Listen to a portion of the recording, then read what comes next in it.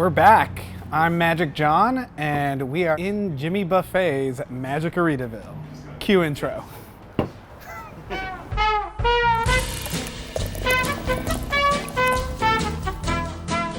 This is one of my favorite sours that we make. I'm a little biased because it's one of my recipes, but it's designed in a way that I like to make sours. I like to use acidity as a tool to make delicious, delicious beer, and in this case, it's inspired by what would be a Cadillac Margarita.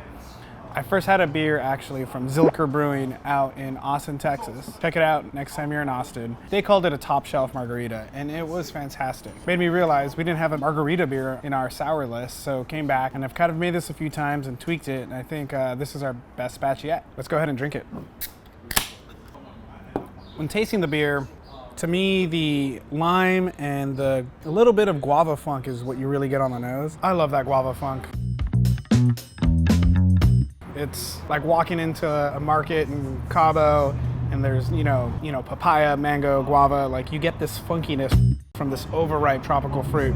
That smell almost doesn't really exist in markets here. It's kind of hard to find. On the taste, the guava, a little bit of that citrus, the lime, all kind of play off of each other, with the salt kind of making you salivate and make you want more of it. So when designing this beer, I had a few goals in mind. It had to be key lime forward. Key limes are traditionally used in Magicaritas or margaritas, but I really wanted some tequila flavor backing to think of it as a Cadillac Margarita. It's hard to actually get that tequila flavor in a beer without adding tequila, which is illegal.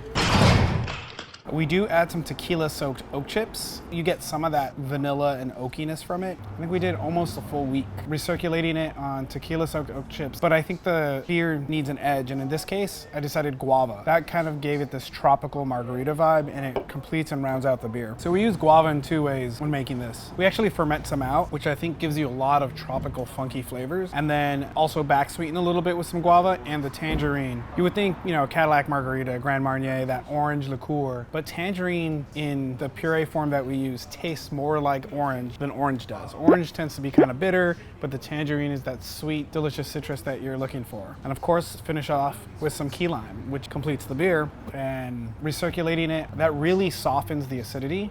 I'm not sure why, it's kind of magical.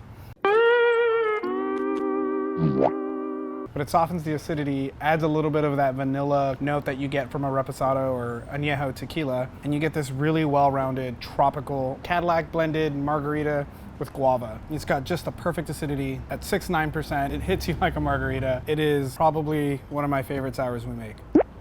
This is a beer that we've actually changed our souring method. Often would use kettle souring to get our sour beers, and we still do.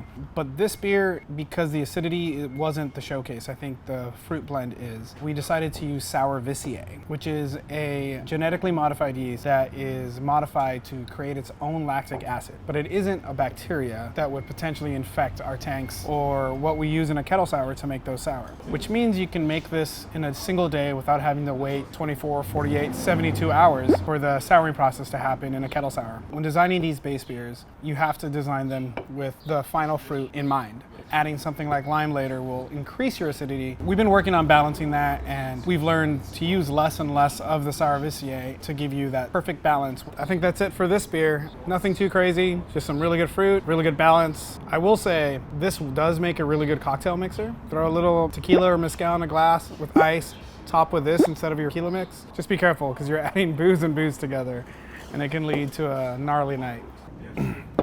It is really good. This is the best batch so far.